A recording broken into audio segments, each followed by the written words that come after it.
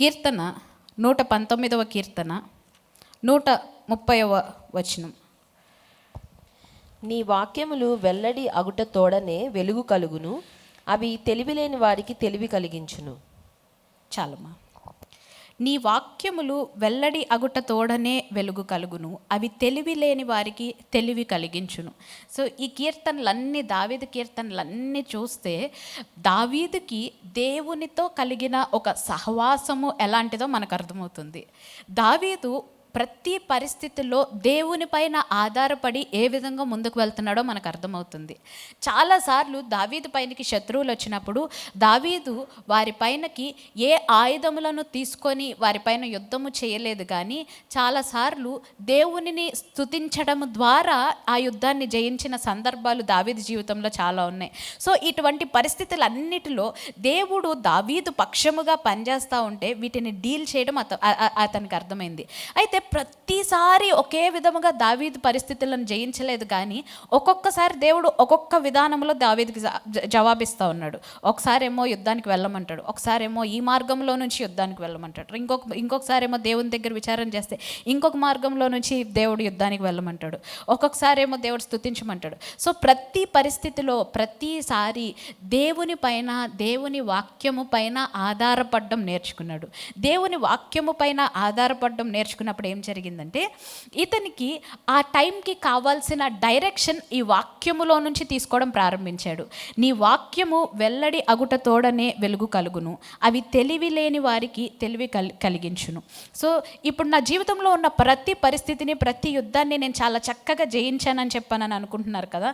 నేను జయించడానికి ఈ ఒక ప్రిన్సిపల్ ఏంటంటే, నేను దేవుని వాక్యము పైన ఆధారపడ్డాను. వాటన్నిటిని జయించడానికి కావలసిన జ్ఞానము, కావలసిన తెలివితేటలు నాకు లేవు. అయితే ఏం జరిగిందంటే, దేవుని వాక్యము పైన ఆధారపడడం ప్రారంభించినప్పుడు ఆ వాక్యము ఇతనికి వెలుగై అతనికి తెలివిని అనుగ్రహించడం ప్రారంభించింది. కాబట్టి దేవుని జ్ఞానములో నడవడం ప్రారంభించాడు. దేవుని జ్ఞానములో, దేవుని తెలివిలో ఎప్పుడైతే అతను నడవడం ప్రారంభించాడో ప్రతి పరిస్థితిలో ఇతను విజయాన్ని సాధించే విధముగా దేవుడు ఇతనికి ప్రతిదీ అనుకూలపరిచి జరిగించాడు. ఆమెన్, హల్లెలూయా. సో ఇతని దగ్గరికి వచ్చిన వారికి ఇంకొక విషయం నేర్పించింది ఏంటంటే, దేవుని వాక్యము పైన ఆధారపడడం. ప్రతి పరిస్థితుల్లో, ఏ పరిస్థితుల్లో నుంచైనా వాక్యము పైన ఆధారపడగలిగితే, వాక్యములో నుంచి మనల్ని మనం చూసుకోగలిగితే, వాక్యములో నుంచి ఆ పరిస్థితికి కావాల్సిన డైరెక్షన్ని మనము పొందుకొనగలిగితే, మనము ఏ పరిస్థితినైనా చాలా ఈజీగా డీల్ చేయగలుగుతాము, ఏ పరిస్థితినైనా చాలా ఈజీగా హ్యాండిల్ చేయగలుగుతాము. ఎందుకనంటే దేవుడు సమస్తమును ఎరిగినవాడు. దేవుడు సర్వాంతర్యామి అయి ఉన్న దేవుడు. అంటే ఆమ్ని ప్రజెంట్ గాడ్. దేవుడు నిన్నలో ఉన్నాడు, ఇవాళలో ఉన్నాడు, దేవుడు రేపట్లో కూడా ఉన్నాడు. దేవునికి రేపేం జరుగుతుందో తెలుసు, నిన్నటి పరిస్థితుల్ని ఏ విధంగా డీల్ చేయాలో తెలుసు, ఏ విధంగా మన జీవితంలో సెటిల్ చేయాలో, హ్యాండిల్ చేయాలో దేవునికి సమస్తము తెలుసు. సో దేవుని యొక్క జ్ఞానములో నడవడం మనం ప్రారంభించినప్పుడు, దేవుని యొక్క వాక్య ఆధారములో నుంచి మనం నడవడం ప్రారంభించినప్పుడు ఏం జరుగుతుందంటే, మనకి తెలియకుండా ఇంతకుముందు జరిగిపోయిన పరిస్థితులను, వాటిని కూడా మన జీవితంలో ఫ్యూచర్లో సెట్ చేయడానికి కావాల్సిన కృపను దేవుడు వాటిని అనుకూలపరచడం ప్రారంభిస్తాడు. ఇక్కడున్న చాలామందికి మన జీవితంలో కొన్ని టెన్షన్స్ ఉంటాయి. ఏంటంటే, ఒకటి జరిగిపోయిన వాటిని గురించిన ఒక భయం, ఒక ఒక ఒక ఒక పశ్చాత్తాపంలో ఒక గిల్ట్. అరే నేను ఆ టైంలో అక్కడ ఉండకుండా ఉండాల్సింది, లేకపోతే నేను ఆ టైంలో వాళ్ళకి అలా చెప్పకుండా ఉండాల్సింది, ఆ టైంలో నేను అది చేయకుండా ఉండాల్సింది, జరిగిపోయిన వాటిని గురించిన ఒక గిల్ట్. లేకపోతే నేను ఆ టైంలో అప్పుడే కనుక అక్కడ ఇన్వెస్ట్ చేసుంటే బాగుండేది, లేకపోతే ఆ టైంలో నేను ఇది చేసేసి ఉండుంటే బాగుండేది. కొన్ని మనం చేయాల్సినవి చేయలేదనో, లేకపోతే చేయకూడనివి చేశామనో పాస్ట్ని గురించిన ఒక గిల్ట్ ఉంటుంది. ఇంకొంతమందికి ప్రజెంట్ని గురించిన ఒక ఆందోళన. ఇప్పుడు నేనేం చేయాలి, ఇప్పుడు ఎటు వెళ్ళాలి, ఇప్పుడు ఏటి నిర్ణయాలు తీసుకోవాలి, ఇప్పుడు డైరెక్షన్ ఏంటి, ఎటువైపు వెళ్ళాలి అన్న ప్రజెంట్ని గురించిన ఒక కన్ఫ్యూజన్, ఏం చేయాలో తెలియదు. ఇంకొకటి ఫ్యూచర్ని గురించిన ఆందోళన, రేపేం జరుగుతుందో, రేపు నా పరిస్థితి ఎట్లా ఉంటుందో. కానీ దేవునికి మన నిన్న తెలుసు, మన ఇవాళ తెలుసు, మన ఫ్యూచర్ కూడా తెలుసు. ఎప్పుడైతే దేవుని యొక్క వాక్యపు వెలుగులో మనం నడవడం ప్రారంభిస్తామో, వీటన్నిటినీ నిన్న జరిగిపోయిన పరిస్థితుల్ని కూడా దేవుడు మనకి అనుకూలపరిచి మన జీవితంలో వాటిని కూడా సెట్ చేయగలిగిన సామర్థ్యము కలిగిన దేవుడు. వాటిలో నుంచి మనం నడవడం ప్రారంభించినప్పుడు ఏం జరుగుతుందంటే, ఈ పరిస్థితులన్నింటినీ జయించి దేవుడు చాలా ఉన్నతమైన స్థానంలోనికి తీసుకొని వెళ్తే, అరే ఇట్లాంటి పరిస్థితుల్లో నుంచి దేవుడు నన్ను ఈ పరిస్థితిలోనికి తీసుకొని వచ్చాడా. మనల్ని చూసిన అనేకులు దేవుడు మన జీవితంలో చేసిన ఆ కార్యమును బట్టి దేవుని యొద్దకు చేర్చబడినట్లుగా, దేవుని పైన ఆధారపడినట్లుగా, వారి యొక్క విశ్వాసము ప్రోత్సహించబడినట్లుగా దేవుడు ఉన్నతమైన స్థానంలో మనల్ని పెడతాడు. అదే అనేకులకు దీవెనకరముగా మనం ఉండడము. ఆమెన్, హల్లెలూయా. సో దావీదు ఏం చేస్తున్నాడంటే, దావీదు దగ్గరికి వచ్చిన వారందరికీ ఇది వారికి నేర్పించడం ప్రారంభించాడు. అందుకనే మీరు ఎవరితో మీ యొక్క ఫ్రెండ్షిప్, లేకపోతే ఎవరితో మీరు కలిసి ఉంటున్నారో, ఎవరితో సహవాసం చేస్తున్నారో చాలా జాగ్రత్తగా ఉండాలి. ఎందుకో చెప్పనా, కొన్నిసార్లు మన జీవితంలోకి కొంతమంది వస్తారు. వాళ్ళు ఏం చేస్తారంటే, వాళ్ళు పెద్ద మనతో మాట్లాడింది ఏమీ మనకి అనిపించదు, మనకు గుర్తు కూడా ఉండదు వాళ్ళు మనతో ఏం మాట్లాడారో ఏం చేశారో. కానీ వాళ్ళు ఒక స్పిరిట్ని క్యారీ చేస్తారు. వాళ్ళు క్యారీ చేసే స్పిరిట్ ఏంటో తెలుసా, నిన్ను నీ యొక్క డెస్టినీకి హెల్ప్ చేసే వాళ్ళ వైపు నుంచి దూరం చేసేసే ఒక స్పిరిట్ని క్యారీ చేస్తారు. మీకు మీ జీవితంలో జరిగిన కొన్ని సందర్భాలు గుర్తు తెచ్చుకోండి. కొంతమంది మీ జీవితంలోనికి వచ్చిన తర్వాత కొంతమందితో, అంటే మీకు అసలు ఎటువంటి ప్రాబ్లం లేని వారితో, లేకపోతే అసలు మీకు వాళ్ళకి ఏమి ముఖాముఖిగా ఏమి కాన్వర్జేషన్ కూడా జరగకుండా కొంతమందితో దూరం అయిపోతూ ఉంటారు. మీకే చాలా బాధ వస్తుంది, నేను ఎందుకు దూరం అయిపోయి, అసలు మా ఇద్దరి మధ్యన ఏం జరిగిందని మేము ఇట్లా దూరం అయిపోవడానికి ఏం కారణం లేదు కదా, కానీ ఎందుకు నేను దూరం అయిపోవాల్సి వచ్చింది వీళ్ళని నా జీవితంలో నుంచి.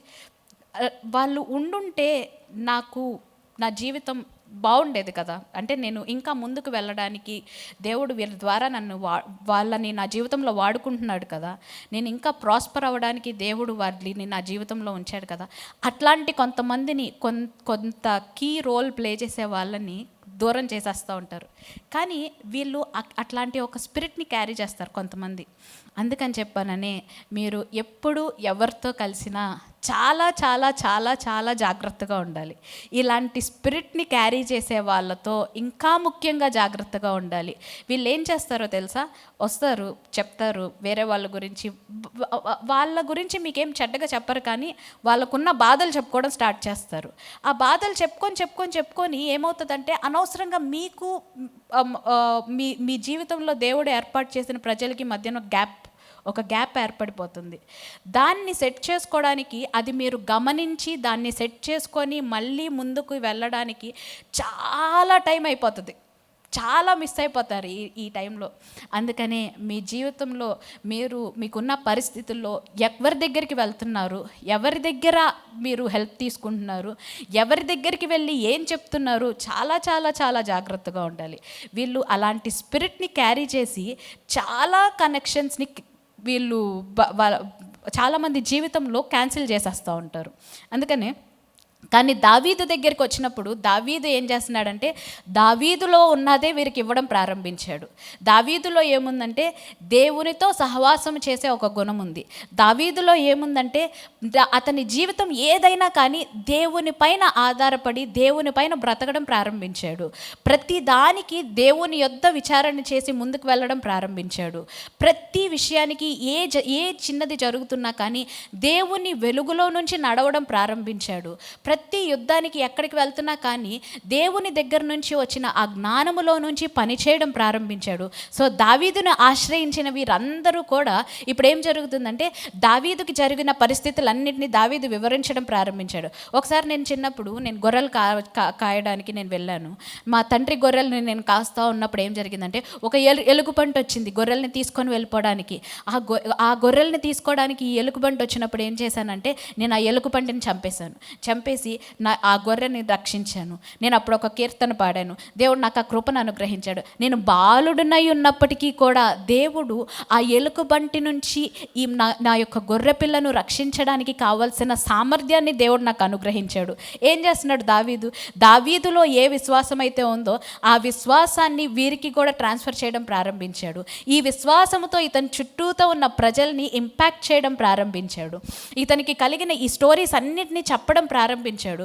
చెప్తా ఉంటే వీరి జీవితంలో జరుగుతున్న పరిస్థితులన్నీ కనెక్ట్ అయిపోతున్నాయి. అరే, నాకు ఆ టైంలో ఇలా జరిగినప్పుడు నేను ఇలా చేయలేకపోయాను. ఎందుకనంటే నేను దేవుని పైన అప్పుడు అంత ఆధారపడలేదు. దేవునిని గనక నేను చూసినట్లయితే, దేవుడు నాకు సహాయం చేస్తాడని నేను నమ్మినట్లయితే నా జీవితంలో వచ్చిన ఎలుకబంటిని కూడా నేను జయించి ఉండేవాడినేమో, లేకపోతే నా జీవితంలో వచ్చిన ఆ సింహాన్ని కూడా నేను జయించగలిగి ఉండేవాడినేమో, నా జీవితంలో కలిగిన పరిస్థితిని కూడా నేను జయించగలిగేవాడినేమో అని వీరు కూడా ఆలోచించడం ప్రారంభించారు. ఏం జరుగుతుందంటే వీరి యొక్క మైండ్స్ రెన్యూ అవ్వడం ప్రారంభించాయి. ఇతనిలో ఉన్నదే వీరికి ఇంపార్ట్ చేయడం, వీరికి ఇవ్వడం ప్రారంభించాడు. ఇంకా దావీదు ఏం చెప్తున్నాడంటే, నేను ఒక రోజున యుద్ధానికి వెళ్ళాను. ఒక రోజున మా బ్రదర్స్ అందరూ యుద్ధంలో ఉన్నారు. సో ఫిలిస్తీయుడైన గొలియాత్ వచ్చాడు అక్కడికి. గొలియాత్ వచ్చి మాట్లాడుతున్నాడు. 40 రోజులు ఇశ్రాయేలీలందరినీ భయపెట్టేస్తున్నాడు.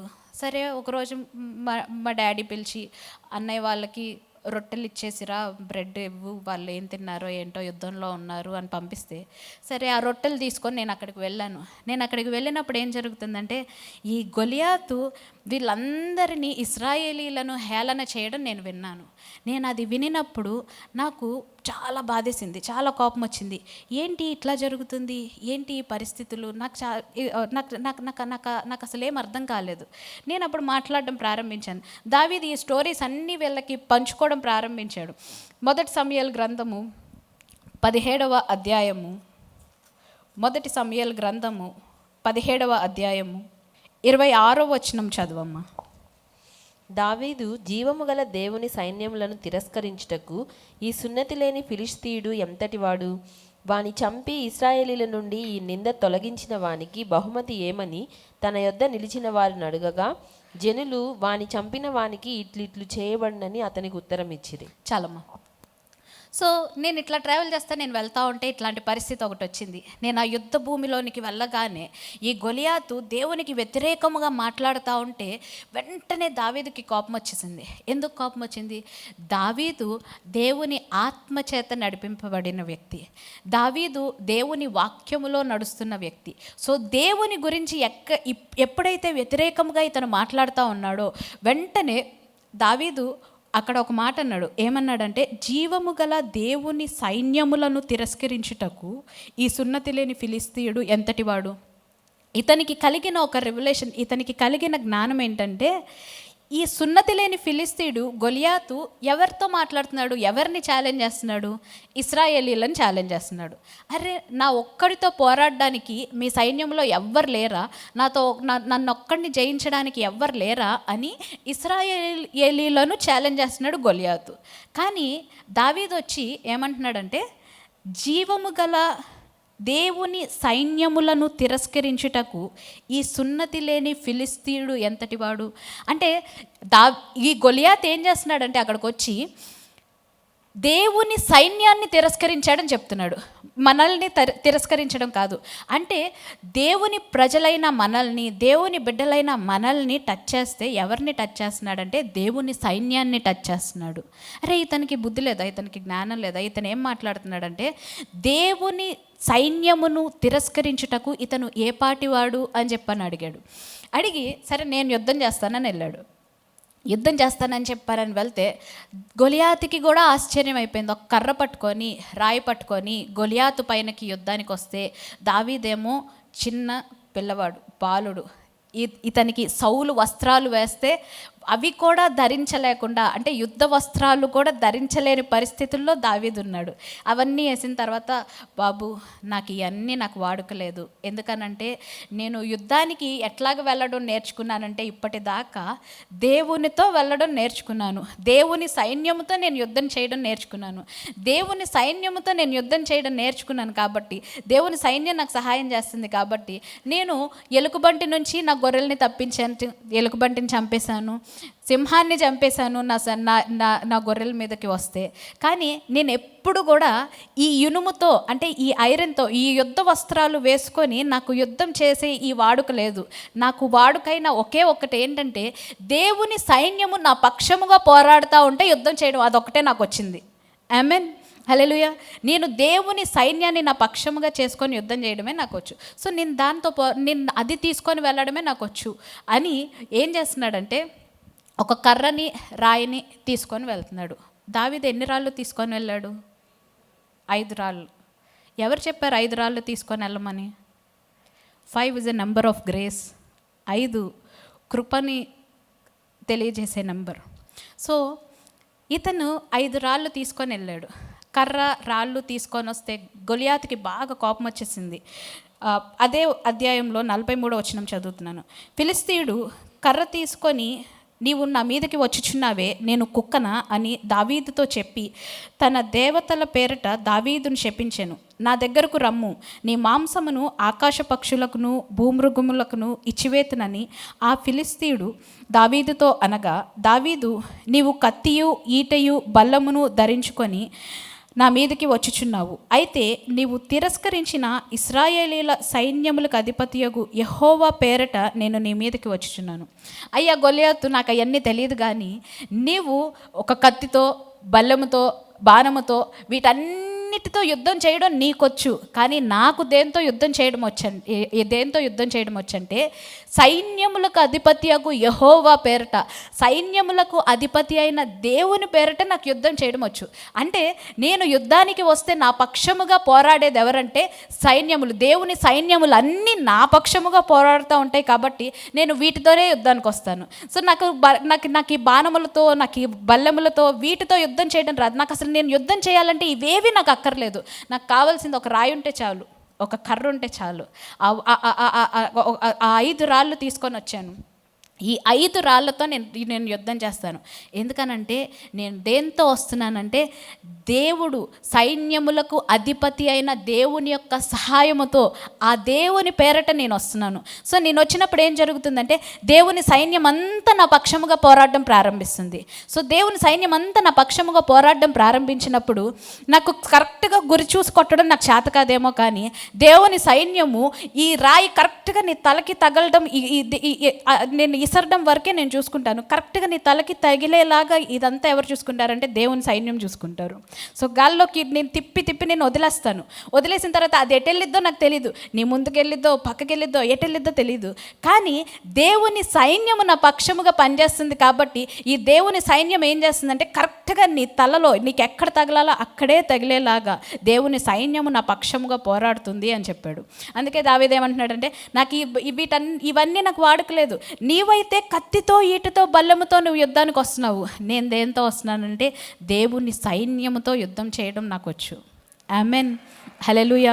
సో దావీదు ఇతని దగ్గరికి వచ్చిన డిస్ట్రెస్లో ఉన్న వాళ్ళందరికీ నేర్పిస్తున్న విషయాలు. నేను అప్పుడు యుద్ధం చేయడానికి వెళ్ళినప్పుడు ఫిలిష్తీయుడైన ఈ గొలియాతు నా దగ్గరికి వచ్చి, నేను కుక్కలా కనిపిస్తున్నానా లేకపోతే నేను ఇట్లా కనిపిస్తున్నానా, నన్ను చాలా ప్రొవోక్ చేయడానికి ట్రై చేశాడు.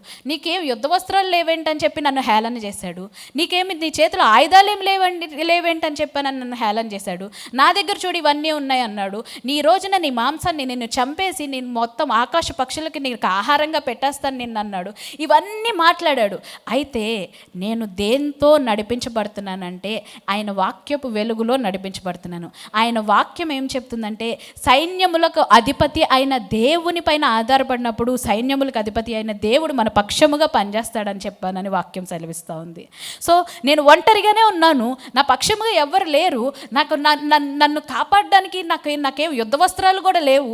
ఒకవేళ ఈ గొలియాతు దాడి చేస్తే నన్ను ప్రొటెక్ట్ చేయడానికి నా పైన ఏమి ఈ యుద్ధ వస్త్రాలు కూడా నాకేమీ లేవు, కానీ నన్ను నన్ను కాపాడుతున్నది ఎవరంటే ఈ సైన్యములకు అధిపతి అయిన దేవుని యొక్క సైన్యం అంతా నా పక్షముగా పనిచేస్తూ ఉంది. సో ఈ గొలియాతు నాకేం చేసినా కానీ అవేమి నాకు ఏమాత్రం హాని చేయకుండా దేవుడు నన్ను కాపాడుతాడు. నేను తీసుకొని విసిరిన ఆ ఒక్క రాయి కరెక్ట్గా శత్రువుకి గురి చూసి ఎక్కడ తగలాలో అక్కడే తగిలేలాగా దేవుడు నాకు సహాయం చేస్తాడు. దేవుని సైన్యము నా పక్షముగా పనిచేయడం నేను నేర్చుకున్నాను. దేవుని సైన్యము నా పక్షముగా పనిచేయడము ఆ రోజున నేను చూశాను. నేను చూడడమే కాదు, సమస్తము ఇశ్రాయేలులో ఉన్న ప్రతి ఒక్కరూ, ఇశ్రాయేలు దేశమంతా, ఇశ్రాయేలు జనాంగమంతా ఆ రోజు 40 దినాలు ఒక శత్రువు వారిపైన దూషణ మాట్లాడుతూ ఉంటే, దూషిస్తూ ఉంటే, వారిని హేళన చేస్తూ ఉంటే, వారిని ఎగతాళి చేస్తూ ఉంటే ఎవ్వరూ ముందుకొచ్చి చేయలేనిది నేను ఆ రోజున చేయగలిగాను. ఎందుకు చేయగలిగానంటే నాకు వాక్యం తెలుసు. వాక్యపు వెలుగులో నేను నడవడం ప్రారంభించాను. ఆ వాక్యపు జ్ఞానములో నేను నడవడం ప్రారంభించాను. దేవుడు నా పక్షముగా పనిచేసే విధముగా ఆ ప్లేస్లో నన్ను నేను పొజిషన్ చేసుకున్నాను. దేవుని యొక్క సహాయముతో నేను ఆ యుద్ధాన్ని గెలిచాను అని చెప్పానని వీరందరికీ బోధించడం ప్రారంభించాడు. దావీదు దగ్గరికి వచ్చిన వారికి దావీదు ఇచ్చిన ట్రైనింగ్ ఏంటంటే వీటన్నిటిని ఎట్లా వాడాలో నేర్పించలేదు. ఎందుకనంటే అసలు ఆ గుహలో అవేమీ లేవు వారి దగ్గర కూడా. దావీదు ఏం చేశాడంటే ఇందాక చెప్పాడు కదా, నాకు ఈ బల్లెము కానీ, కత్తి కానీ, ఈట కానీ ఇవన్నీ అంత బాగా నీకులాగా ఎక్స్పర్ట్ లాగా వాడడం నాకు చేత కాదు, నాకు తిప్పడం నాకు ఇవన్నీ చేత కాదు. కానీ నాకేమొచ్చంటే దేవుని పైన ఆధారపడడం వచ్చు, దేవుని చేత నడిపించబడ్డం వచ్చు, దేవునిని స్తుతించడం వచ్చు. నాకున్న సమయం అంతా నేను దేవుణ్ణి స్తుతిస్తూ ఉంటాను. నాకున్న సమయం అంతా నేను దేనికోసం వెచ్చిస్తానంటే దేవుణ్ణి గురించి తెలుసుకోవడం ప్రారంభించాను. దేవుణ్ణి తెలుసుకుంటాను, దేవుని గురించి మాట్లాడతాను, దేవుణ్ణి స్తుతిస్తాను, దేవుడు నడిపించిన విధముగా నడవడం ప్రారంభిస్తాను. దేవుడు నన్ను ఎటు తీసుకొని వెళ్తే ఆ విధంగా చేస్తాను. నేను ఈ వాక్యపు వెలుగులో నేను నడవడం ప్రారంభించినప్పుడు సమస్త విధములైన జయములు దేవుడు నాకు అనుగ్రహించాడు. అందుకే దావీదుని గురించిన మాట ఏంటంటే, దావీదు జీవితంలో దావీదు తన శత్రువులందరినీ జయించి, శత్రువులందరినీ సమూలముగా నాశనము చేసి ఆయన ఏం చేశాడంటే యెరూషలేమును కట్టడం ప్రారంభించాడు. యెరూషలేము అంటే సిటీ ఆఫ్ పీస్, ఒక సమాధానమైన పట్టణాన్ని కట్టడం ప్రారంభించాడు. ఎందుకనంటే ఇంకా దావీదు పక్షముగా వారు యుద్ధం చేయడానికి వస్తారా, లేకపోతే వెపన్స్తో వస్తారా, లేకపోతే ఇంకా పెద్ద ఆర్మీతో వస్తారా, దేంతో వస్తారో తెలియదు, కానీ ఏ శత్రువు దావీదు మీదకి వచ్చినా ఆ శత్రువులన్నింటిలో నుంచి దేవుని యొక్క సైన్యముతో దావీదు యుద్ధము చేయడం ప్రారంభించి సమూలముగా సంపూర్ణంగా శత్రువులందరినీ నాశనం చేస్తాడు. ఇంకా దావీదు జయించడానికి శత్రువులు ఎవ్వరు లేరు. సంపూర్ణంగా వారందరినీ జయించేసిన తర్వాత అప్పుడు దావీదు ఈ పట్టణాన్ని కట్టడం ప్రారంభించాడని ఉంటుంది వాక్యంలో. సో ఈ విధముగా దావీదు దగ్గరికి వచ్చిన వారందరినీ దావీదు ట్రైన్ చేయడం ప్రారంభించిన తర్వాత ఏమైపోయిందో తెలుసా, కొన్ని రోజులు వీళ్ళందరూ దావీదుతో సహవాసము చేసి దావీదుతో ఉండి దావీదు యొక్క జర్నీ అంతా తెలుసుకొని, దావీదు యొక్క స్టోరీస్ అంతా తెలుసుకున్న తర్వాత వీరందరూ దావీదు యొక్క ఆర్మీలో ముఖ్యమైన బలాఢ్యులుగా మార్చబడ్డారు. 2వ సమూయేలు గ్రంథము 23వ అధ్యాయము 8వ వచనం. దావీదు అనుచరులలో బలాఢ్యులెవరనగా యోషే బెషెబెతను ముఖ్యుడగు తక్మోనీయుడు. అతడు ఒక యుద్ధములో 800 మందిని హతము చేసెను. ఇతని తరువాతి వాడు అహోహీయుడైన దోదో కుమారుడైన ఎలియాజరు. ఇతడు దావీదు 3 బలాఢ్యులలో ఒకడు. యుద్ధమునకు కూడి వచ్చిన ఫిలిష్తీయులు ఇశ్రాయేలీయులలో తిరస్కరించి ఢీకొని వచ్చినప్పుడు ఇశ్రాయేలీయులు వెళ్ళిపోగా ఇతడు లేచి చేయి తిమ్మిరిగొని కత్తి దానికి అంటుకొని పోవు వరకు ఫిలిష్తీయులను హతము చేయుచూ వచ్చెను. ఆ దినమున యెహోవా ఇశ్రాయేలీయులకు గొప్ప రక్షణ కలుగజేసెను. దోపుడు సొమ్ము పట్టుకొనుటకు మాత్రము జనులు అతని వెనుక వచ్చిరి. చాలమ్మా. సో ఈ 400 మందిని దావీదు ఏం చేశాడంటే మంచి ఒక మైటీ ఆర్మీగా చేసేసాడు. ఎవరు వీళ్ళందరూ? ఒకప్పుడు డిస్ట్రెస్లో ఉన్నవాళ్ళు, అప్పుల్లో ఉన్నవాళ్ళు, అసమాధానంగా ఉన్నవాళ్ళు, వీళ్ళలో నుంచి ఇటువంటి మైటీ మెన్, ఇటువంటి మైటీ ఆర్మీ తయారవుతారని ఎవరైనా ఎక్స్పెక్ట్ చేయగలరా? కొన్ని సంవత్సరాల క్రితం వారిని చూస్తే వారి జీవితము చాలా భయంకరమైన పరిస్థితుల్లో ఉంది, ఏమీ చేయలేని పరిస్థితుల్లో ఉంది. వాళ్ళ జీవితం గురించి ఎటువంటి ఒక నిరీక్షణ, ఒక హోప్ లేని పరిస్థితుల్లో ఉన్నారు. దీంట్లో నుంచి ఒక ముగ్గురు ముఖ్యమైన బలాఢ్యులైతే ఇతని టీంలో ఇంకొక 30 మంది చాలా మంచి మైటీ మెన్ ఉన్నారు. నెక్స్ట్ ఈ చాప్టర్ అంతా వాళ్ళందరి పేర్లు ఉన్నాయి, మీరు ఇంటికి వెళ్ళిన తర్వాత జాగ్రత్తగా చదువుకోండి. ఇప్పుడు అవన్నీ నేను చదివించట్లేదు, కానీ వీళ్ళ ముగ్గురు గురించి చెప్తున్నాను. యెషెబెషెబెతను ముఖ్యుడగు తక్మోనీయుడు, అతడు ఒక యుద్ధంలో 800 మందిని హతము చేశాను. ఇతను ఏం చేశాడంటే ఒక యుద్ధంలో 800 మందిని హతము చేశాడు. ఇంకొక అతను ఎవరంటే ఇతని తర్వాత వాడు అహోహీయుడైన దోదో కుమారుడైన ఎలియాజరు. ఇతడు దావీదు ముగ్గురు బలాఢ్యులలో ఒకడు. యుద్ధమునకు కూడి వచ్చినప్పుడు ఫిలిస్తీయులు ఇశ్రాయేలీలను తిరస్కరించి ఢీకొని వచ్చినప్పుడు ఇశ్రాయేలీలు వెళ్ళిపోగా ఇతడు లేచి చేయి తిమ్మిరిగొని కత్తి దానికి అంటుకొని పోవు వరకు ఫిలిస్తీయులను హతము చేయుచూ వచ్చెను. సో చేయి తిమ్మిరిగొనే అంతవరకు కత్తి పట్టుకొని ఆ ఫిలిస్తీయులందరినీ ఎదిరించాడు. ఎవరు?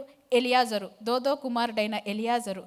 ఇతను అందరూ ఇశ్రాయేలీలందరూ వదిలేసి వెళ్ళిపోయారు. ఇంకా అయిపోయిందేమో ఈ రోజు నా పరిస్థితి, శత్రువులు వచ్చారు దాడి చేస్తారని చెప్పానని.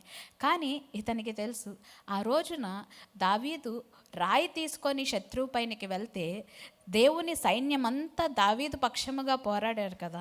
ఈ రోజున ఇశ్రాయేలీలందరూ నన్ను విడిచి వెళ్ళిపోయినా పర్వాలేదు, నేను ఒక్కడిని ఉన్నా చాలు, నేను ఒక్కడిని కత్తి పట్టుకొని నేను యుద్ధం చేయడం ప్రారంభిస్తే ఈ శత్రు సైన్యం అంతటి నుంచి దేవుడు నా దేశం అంతటిని రక్షిస్తాడు.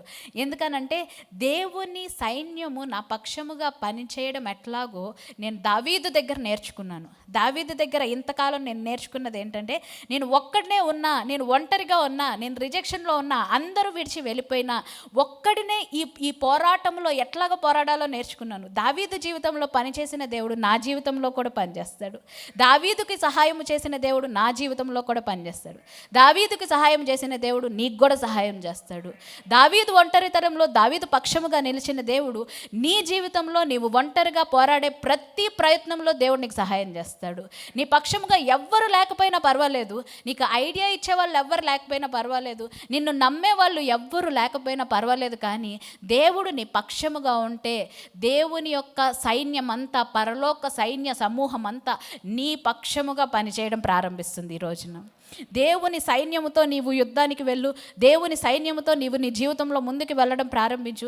ఎక్కడో కూడా నువ్వు ఫెయిల్యూర్ చూడవు. ఆ పరిస్థితుల్లో దేవుడు పెడతాడు, కేయోస్లో దేవుడు ఉంచుతాడు. ఎందుకు ఉంచుతాడంటే నువ్వు వీటిని చాలా సునాయాసంగా జయించగలవు అని నిరూపించడానికే దేవుడు నిన్న ప్లేస్లో పెడతాడు.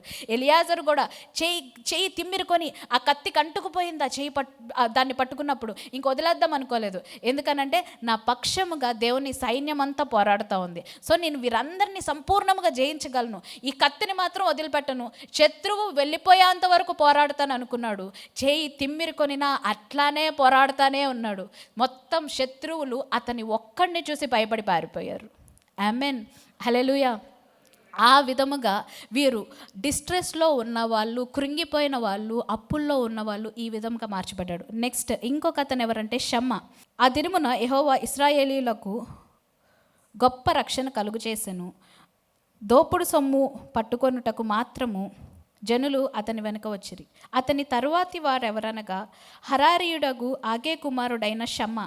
ఫిలిస్తీయులు అలసందల చేనులో గుంపులుగా కూడి జనులు ఫిలిస్తీయుల ఎదుట నిలవలేక పారిపోయిరి. అప్పుడు అతడు ఆ చేని మధ్యన నిలిచి ఫిలిస్తీయులను దాని మీదకి రాకుండా వారిని వెళ్ళగొట్టి వారిని హతము చేయుట వలన యెహోవా ఇశ్రాయేలీయులకు గొప్ప రక్షణ కలుగు చేశాను. సో నెక్స్ట్ ఇంకొక పరిస్థితి వచ్చింది. ఇంకొకసారి మళ్ళీ శత్రువు దాడి చేసినప్పుడు ఈ షమ్మా లేసి మొత్తం ఆ ఫిలిస్తీయులు అందరినీ ఎదిరించేశాడు. ఎక్కడ నేర్చుకున్నాడు ఇదంతా? దావీదు దగ్గర అదుల్లాము గుహలో నేర్చుకున్నాడు. అదుల్లాము గుహలో వీరందరికీ ట్రైనింగ్ అయిపోయి వీళ్ళందరి మైండ్స్ ఎట్లా రెన్యూ అయిపోయినాయి అంటే, ఏ పరిస్థితులైనా దేవుడు నా పక్షముగా ఉంటే చాలు, దేవుని పైన ఆధారపడితే చాలు, నేను వీటన్నిటిలో జయాన్ని నేను పొందుకుంటాను అని వీరందరూ ఈ దావీదు యొక్క ఆర్మీలో ఒక మైటీ మెన్గా మార్చబడ్డారు. ఒక బలాఢ్యులుగా, ముఖ్యమైన బలాఢ్యులుగా మార్చబడ్డారు. వీరు ముగ్గురు ముఖ్యమైన బలాఢ్యులైతే నెక్స్ట్ ఇంకా తర్వాత వచనములలో 24వ వచనం నుంచి 39వ వచనం వరకు మిగిలిన 30 మంది పేర్లు ఉంటాయి. సో వీళ్ళందరూ ఏంటంటే వారు ఒక హిస్టరీని క్రియేట్ చేశారు. ఏం హిస్టరీ క్రియేట్ చేశారంటే వీళ్ళు వెళ్ళిన ప్రతి చోట ఏదో ఒక విజయాన్ని తీసుకొని వచ్చారు. వీళ్ళు వెళ్ళిన ప్రతి చోట ఒక దేవుని కొరకు ఒక సాక్ష్యాన్ని సంపాదించుకొని వచ్చారు. మీకు ఒక విషయం తెలుసా, దావీదు దగ్గరికి వచ్చిన 400 మంది ఎట్లాంటి వాళ్ళు తయారయ్యారంటే దావీదు కంటే ఇంకా నైపుణ్యంగా పోరాడగలిగిన వాళ్ళు తయారయ్యారు. దావీదు కంటే ఇంకా బలాఢ్యులుగా వీళ్ళు మార్చబడ్డారు. అందుకే తర్వాత గొలియాతు యొక్క బ్రదర్, ఒక కజిన్ వచ్చి వీరితో యుద్ధం చేసినప్పుడు దావీదు పోరాడలేదు, కానీ దావీదుతో ఉన్న ఈ మైటీ మెన్, ఈ బలాఢ్యులు వారితో పోరాడి అతనిని జయించారు. అప్పుడు వాళ్ళు ఏం చెప్తారంటే, ఇశ్రాయేలీల్లో ఉండాలని నువ్వేం చేస్తావంటే ఇంకెప్పుడు నువ్వు యుద్ధం చేయొద్దు దావీదు, మేము ఉన్నాం కదా, నువ్వు మమ్మల్ని ట్రైన్ చేసావు కదా, నీ స్టోరీస్ అన్నీ మాకు చెప్పావు కదా, మాకు నేర్పించావు కదా, చాలు మేము యుద్ధం చేస్తాం, నువ్వు జస్ట్ అక్కడ కూర్చొని చూస్తూ ఉండు చాలు, యుద్ధాలన్నీ మేము చేసి మేము జయిస్తామని చెప్పారు. ఎవరు వీళ్ళంతా? అప్పుల్లో, ఇబ్బందుల్లో, అసమాధానంగా ఉన్నవారు దావీదు పక్షముగా దేవుడు ఏ విధంగా పనిచేస్తున్నాడో తెలుసుకొని దావీదు కంటే ఇంకా బలాఢ్యులుగా, దావీదు కంటే ఇంకా పరాక్రమము కలిగిన వారిగా మార్చబడ్డారు.